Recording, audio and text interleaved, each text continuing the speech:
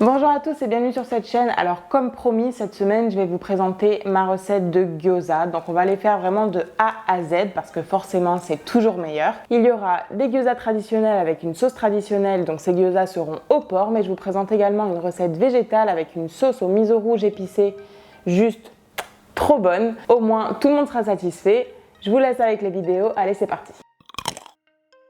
Si vous ne connaissez pas encore les gyoza, je vous conseille vivement d'essayer. Ce sont des raviolis japonais qui sont frits et en même temps cuits à la vapeur. On peut également les cuire tout simplement à la vapeur et surtout on peut s'amuser à l'infini en changeant la garniture. Donc cette recette elle est plutôt facile à réaliser, néanmoins elle est quand même un petit peu longue puisqu'il faut confectionner chaque ravioli un à un. Mais rassurez-vous, le travail et le temps passé en cuisine en vaut vraiment le détour parce que c'est juste divin. Allez, c'est parti pour la recette.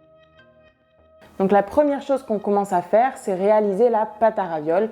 Pour ça, rien de plus simple. Moi, j'utilise seulement 2 ingrédients. La pâte est très moelleuse comme ça. Dans un saladier, on vient placer la farine et on recouvre le tout d'eau bouillante. On vient ensuite mélanger à l'aide d'un ustensile histoire de ne pas se brûler les mains tout de suite. Donc moi j'utilise une sorte de maryse, mais on ne va pas y échapper et on finit par mettre nos mimines à l'intérieur histoire de bien malaxer la pâte et d'avoir quelque chose de très homogène. Vous allez voir que la texture va vraiment changer au fur et à mesure qu'on va la malaxer et on se retrouve vraiment avec quelque chose de très moelleux qu'on va laisser reposer 30 minutes avant de pouvoir l'utiliser pour faire les raviolis. La seconde étape, c'est de préparer les garnitures. Donc ici, je vous propose 2 garnitures. On va commencer par faire celle au porc.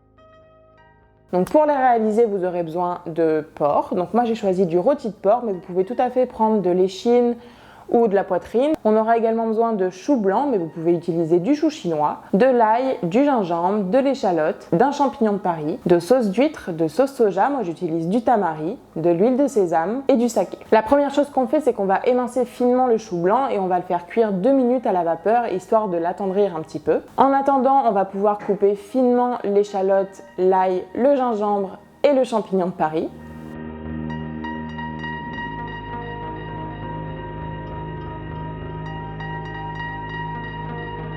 Une fois que le chou est cuit, on va le placer dans un torchon et on va presser, histoire d'éliminer l'eau excédentaire. Ça, c'est vraiment très important pour que la farce ne détrempe pas. Une fois que c'est fait dans un robot, on place le porc. Donc là, le but, c'est vraiment pas de se retrouver avec une purée, donc on va éviter de lancer l'appareil et de le laisser tourner comme ça sans faire attention. On fait simplement quelques pulses, histoire de quand même garder une garniture qui va avoir un petit peu de mâche. C'est d'ailleurs pour ça qu'on hache au préalable l'ail, le gingembre, l'échalote et le champignon, histoire qu'on les mette à la fin dans la préparation et qu'on garde un petit peu toutes ces différences de texture. Une fois que c'est fait, on va ajouter notre chou blanc essoré et également les ingrédients liquides. On repulse encore quelques fois.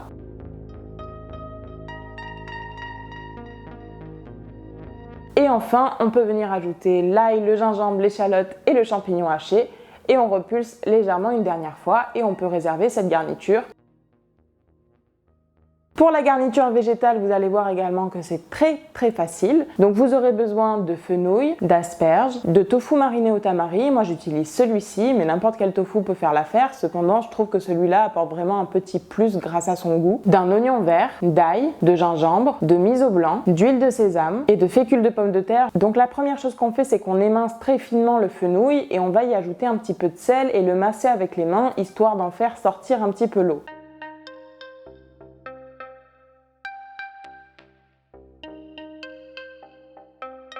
Et on laisse ça reposer 10 minutes. On va maintenant s'occuper du tofu. On va essayer d'enlever l'excédent d'eau.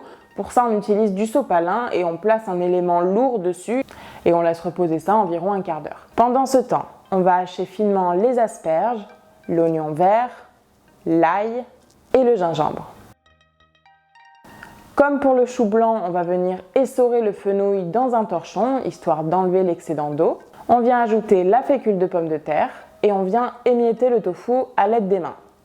Puis ensuite, on utilise nos mains pour bien mélanger la farce et avoir quelque chose de bien homogène. Encore une fois, là, j'ai pas utilisé mon mixeur parce que je voulais vraiment avoir différentes textures dans ma garniture.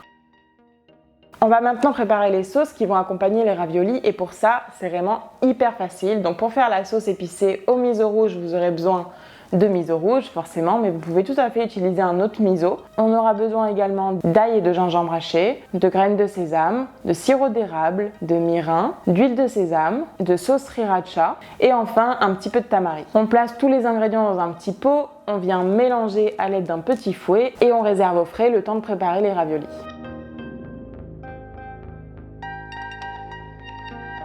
Pour la sauce spéciale gyoza, donc là c'est une sauce un petit peu plus traditionnelle, celle qu'on peut retrouver dans les restaurants quand on nous sert des gyoza. Et elle est également très facile à réaliser. Il vous faut que quelques ingrédients, du vinaigre de riz, de la sauce soja, de l'huile de sésame et un petit peu de sirop d'érable. Quand je vous dis sirop d'érable, bien évidemment, c'est pas forcément du sirop d'érable, vous pouvez tout à fait utiliser du sucre ou du sirop d'agave. Enfin bref, le tout c'est juste de sucrer pour casser un petit peu l'acidité. Et on utilise des graines de sésame comme toujours, ça c'est plus pour la décoration que pour le goût ici. Dans un petit pot, on vient mettre tous les ingrédients et on mélange et comme l'autre sauce, on la réserve au frais le temps de préparer les raviolis. Ça y est, on arrive enfin à la confection des raviolis. Notre pâte a bien reposé. On va utiliser de la fécule de pomme de terre pour éviter que la pâte ne colle au plan de travail, au rouleau et aux doigts. Donc on commence par étaler la pâte en boudin le plus uniforme possible et on va couper des petits tronçons de ce boudin. On va venir donner une forme ronde à ces petits tronçons. Puis on va venir les étaler au rouleau. Donc là, c'est avantageux quand même pour le pliage d'avoir une pâte à ravioles qui est assez ronde. Donc moi, j'utilise un cercle à pâtisser pour donner vraiment une forme très ronde. Une fois que la forme ronde est bien donnée à nos petites pâtes à ravioles, on vient y mettre une cuillère à café de farce. On vient mouiller tout le pourtour du ravioli et on va rabattre le centre. Et ensuite, on essaie d'enrouler autour de son doigt un petit peu de pâte de part et d'autre du ravioli en essayant de former un S qu'on vient rabattre et bien sceller. Je suis pas sûre que mes explications orales soient très claires, du coup je vous laisse avec la vidéo en espérant que mes images seront un petit peu plus explicatives.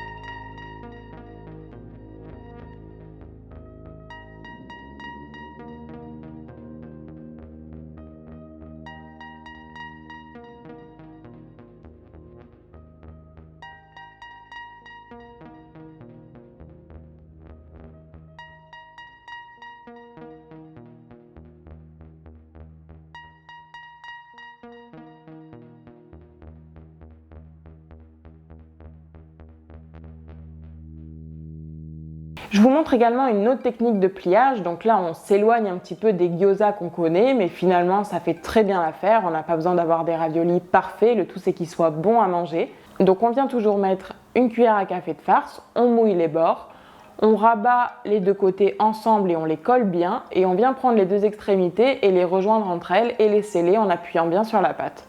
On a un ravioli qui est vraiment très joli aussi. Et ça peut faire très bien l'affaire et surtout ça fait gagner du temps parce que c'est beaucoup plus rapide à faire. Franchement, je suis super fière de moi parce que je vous avoue que les premières fois où j'ai réalisé des gyoza, pour moi le pliage ça a été une catastrophe. Et là, je suis plutôt satisfaite du résultat même si c'est pas encore parfait, hein. On peut maintenant passer à la cuisson, ça y est, on se rapproche du moment de la dégustation. Donc là, vous avez deux façons de faire. Soit vous les faites frire à la poêle, soit vous décidez de les cuire vapeur. Pour les faire frire à la poêle, on met un petit peu d'huile dans une poêle qu'on laisse bien chauffer. On vient mettre les raviolis sur leur base et on attend qu'ils dorent bien. Une fois qu'ils ont cette couleur bien dorée, on va pouvoir ajouter un petit peu d'eau. On met un couvercle et on va patienter pendant environ 6-7 minutes. On enlève ensuite le couvercle et on laisse toute l'eau s'évaporer. Et l'autre méthode de cuisson, vous vous en doutez, c'est de faire des raviolis vapeur. Moi j'aime vraiment autant l'un que l'autre et souvent quand on fait des gyoza, on fait les deux cuissons, au moins on peut un petit peu alterner et c'est super sympa aussi.